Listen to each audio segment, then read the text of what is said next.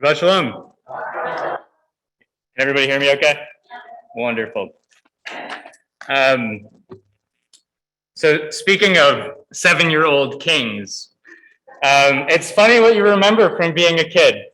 And when I was reading this week's Parshas, I'm reading about the Israelites scrambling to build the Mishkan and all the things they're doing. I was thinking about this story I used to love my mother to read to me. And it goes like this. It's called In a Dark, Dark Wood.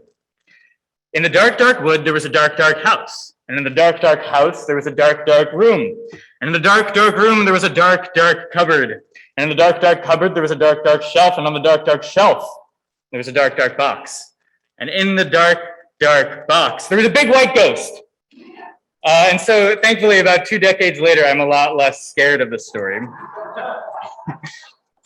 But reading this week's parsha really reminded me of it. First in the Mishkan, first the outer walls, within them the courtyard, within the courtyard the Mishkan itself, within the Mishkan 2 chambers, the holy place and the Holy of Holies, Kodesh HaKodeshim, and within Kodesh HaKodeshim the Ark of the Covenant. And what's easy to miss among the immense and intensive details of the building of the Mishkan is the sheer number of barriers between us and God. Of course, only Moses and Aaron ever actually enter Kodesh HaKodeshim, and most of the rest of the Israelites never make it past the courtyard. And so that last partition, the curtain that stands in front of Kodesh HaKodeshim, is called Parochet HaMasach, the curtain that divides, the covering curtain, a lot of different translations. And while a curtain might seem a little mundane, I think talking about it a little bit might help us understand the nature of the successive barriers of the Mishkan. So Rashi, the 11th century French commentator, connects the term Parochet HaMasach to 2 other biblical verses that have the same root as Masach. I should say Tanakhic verses, not biblical. And in the book of Job, Satan, the prosecuting angel, complains to God that Job is only righteous because Sachta be'ado. You have made a barrier around him, i.e. Job has been protected by God. And so by connecting the term Parochet HaMasach to God's protection of Job, Rashi suggests Parochet HaMasach serves a defensive function. But in what way could a curtain serve a defensive function? I remember several weeks ago in Parashat Yitro, we read how after God spoke to the Israelites at Mount Sinai, they told Moses that continuing to hear God's voice, continuing to feel his presence would kill them. And so perhaps Parochet HaMasach, as well as all the other barriers of the Mishkan, offered a buffer between the Israelites and the overwhelming immensity of God's presence. But Rashi's analogy to Job adds another layer of meaning to Parochet HaMasach, because we know in the book of Job, God eventually removes all those protections from Job and begins to test him. And so perhaps the Israelites too viewed the barriers of the Mishkan with a sense of apprehension, knowing one day that they might be taken away and God's presence might once again overwhelm them. In his comment on Parochet HaMasach, Rashi invokes one more quote from the book of Hosea, in which God, describing future punishments he's going to inflict on Israel, threatens, Hineni sach et darkech basirim. I will close up your road with thorns. And so by connecting the term Parochet HaMasach to this quote, Rashi perhaps suggests that Parochet HaMasach also serves a punitive function. It closes the people off from God, perhaps as punishment for the golden calf. Overall, Rashi appears to frame Parochet HaMasach as a barrier with a range of meanings and associations, a fortification and an obstacle, a punishment as a shield, and a source of comfort and a source of anxiety. Like the Israelites, we too have experienced the multifaceted nature of boundaries. Masks and social distancing have felt at various times like a protection, a penalty, a lifesaver, a drag, a tease, a necessity, a political statement, and a holy obligation. Thankfully, we find ourselves in what appears to be a downslope. Slowly, seem to be returning to normal. We're back together in person, and I imagine we're going to readjust eventually to seeing each other in 3 dimensions. But social distancing and masks aren't the only kind of barriers we've experienced these past 2 years. For 2 years, we've also been forced to build barriers and boundaries within ourselves. We've lived with a constant backdrop of anxiety. We've learned to stop getting our hopes up. We've numbed ourselves to the monotony of COVID with TV, Facebook, and endless walks around the neighborhood. We've numbed ourselves to the fact that we spent a full 2 years living with the pandemic. We've numbed ourselves to the still mounting death toll and an immense economic catastrophe. I don't know about everybody here, but I know for me, I don't have that much left to feel. I remember when I saw the news about Ukraine, I was shocked, I was horrified, but also it just felt like sort of one more thing among a whole series of things that's been happening.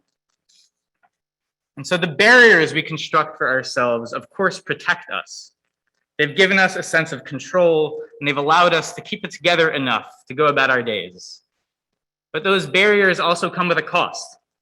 In The Prophet, Khalil Gibran describes the experience of trying to avoid pain as living in a seasonless world where you shall laugh, but not all of your laughter, and weep, but not all of your tears. And so, as we reach this moment in which we're beginning to lower some physical barriers, maybe it's time to start lowering our internal barriers too. Where to start? I think a critical part of allowing ourselves to slowly and carefully lower the walls within ourselves is recognizing that isolation and self-alienation on an individual and societal level go much deeper than COVID. Without a doubt, COVID has exacerbated those feelings, but I don't think it created them. If there's yet one more thing to be learned from the pandemic, perhaps it's that even before 2020, many of us have lived with a piece of ourselves in a dark box, on a dark shelf, in a dark cupboard, in a dark room, in a dark house, in a dark wood, in a dark world. Surely, we haven't always been this way. Rabbi Kalonymus Kalman Shapira, the Piazetzny Rebbe who lived in 20th century Poland and was martyred in the Shoah, describes how children are often more open to emotions than adults. When one speaks with a child, he writes, one feels as if one is speaking with their soul. The child gives their whole heart in responding. But in the years since childhood, I imagine each of us has been taught time and again to clamp down on our feelings, our empathy, our yearnings. We've been told not to cry when someone causes us pain, not to let the suffering and violence on TV affect us too deeply, not to express love too early, and not to yearn too fully for a different world. In the words of scholar and activist Audre Lorde, we've been raised to fear the yes within ourselves, our deepest cravings. Why? Where do all the barriers we erect around our hearts come from? In her poem Of the Empire, Mary Oliver argues that the very structure of our society requires and reinforces a certain hard-heartedness. She writes, "We known as a culture that feared death and adored power, that tried to vanquish insecurity for the few and cared little for the penury of the many. All the world in our eyes, they will say, was a commodity. And they will say our politics was no more than an apparatus to accommodate the feelings of the heart, and that the heart in those days was small and hard and full of meanness." Mary Oliver describes how the commodification, violence, and inequality of our society limits our ability to feel. She reminds us that we live in a world of political systems, racism, anti-Semitism, militarism, exploitation, that thrive on division, alienation, and hierarchy. As we return to a post-vaccine, post-Delta, pre-Omicron world, relearning how to feel deeply is vital first and foremost for our own mental, emotional, and spiritual well-being. But deepening and expanding our emotional range has benefits that go beyond our lives. If oppressive systems depend on our numbness and apathy, then perhaps the very experience of feeling more deeply is itself a challenge to those systems.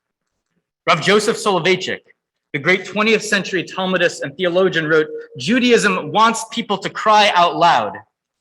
For whoever permits their legitimate needs to go unsatisfied will never be sympathetic to the crying needs of others. A human morality based on love and friendship, on sharing in the travails of others, cannot be practiced if a person's own need awareness is dull." So remembering how to feel more fully allows us not only to care for ourselves better, but also attunes us to others' needs and feelings. This is not to say, of course, that feeling more deeply on its own is going to fix everything. There's still the reality of COVID, the reality of injustice. But as Rav Soloveitchik and Mary Oliver remind us, feeling our own needs and emotions is an important step towards building a more moral world. We need to cry, to laugh, to sing, to dance, and to grieve. We need, in the words of the Piazetzny Rebbe, to wake our souls back up. And when we do, we'll be able to bring our fullest selves to the work of healing our beautiful, groaning world. I'll conclude with the words of the prophet Ezekiel, through whom God long ago told us, "I will remove the heart of stone from your body and give you a heart of flesh. And men shall say, that land once desolate has become a garden of Eden." May our stone hearts become flesh. May we set those soft, scarred hearts to the task of turning this world back into a paradise. Ken Yiratzon Bimhira Bayamenu. May it be so soon and in our time. Shabbat Shalom.